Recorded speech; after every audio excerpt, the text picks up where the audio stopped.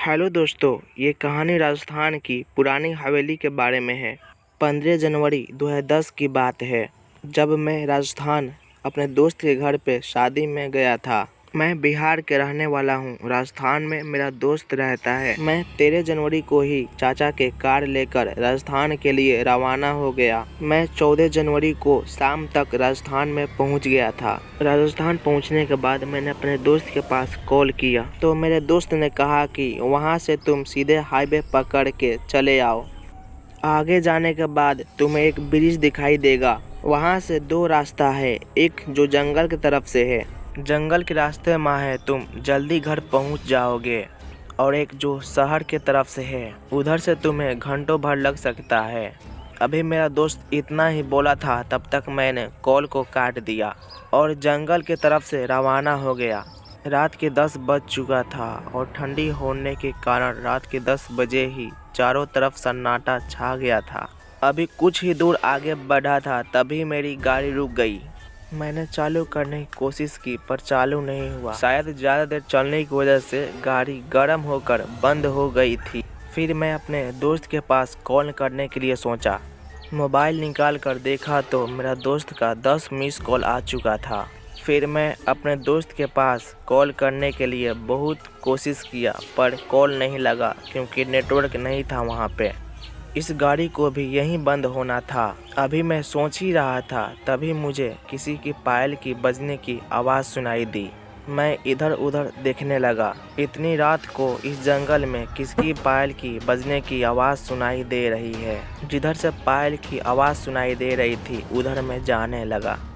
अभी कुछ ही दूर आगे बढ़ा था, तभी मैं चौंक गया, क्योंकि वहाँ पे एक बहुत ही आलीशान हवेली दिखाई दी। शायद इसी हवेली से पायल की बजने की आवाज़ सुनाई दे रही है। फिर मैं हवेली के अंदर गया। ये हवेली तो बाहर से जितना आलीशान है, उससे भी ज़्यादा अंदर से खूबसूरत है। हवेली के अंदर चारों तरफ लाइट जल रहा था। हवेली के अंदर पायल के बजने की आवाज़ तेज़ हो गई।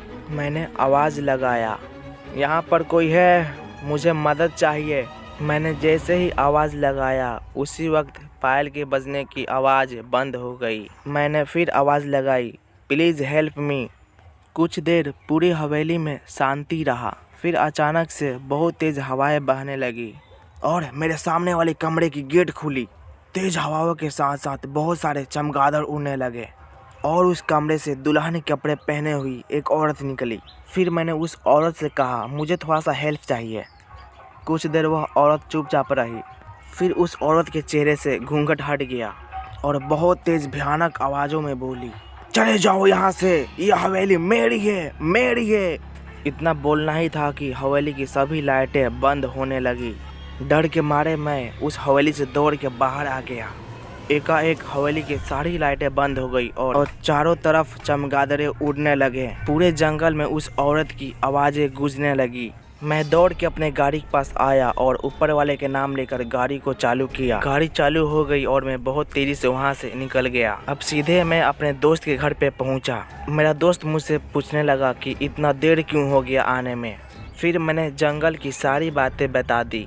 मैं तुम्हें उस जंगल के बारे में बताने ही वाला था, तब तक तुम मेरे कॉल काट दिए। उसके बाद मेरा कॉल तुम रिसीव नहीं कर रहे थे। मैंने सोचा कि तुम शहर की तरफ से आ रहे हो। रात होते ही उस जंगल के रास्ते से कोई नहीं आता जाता।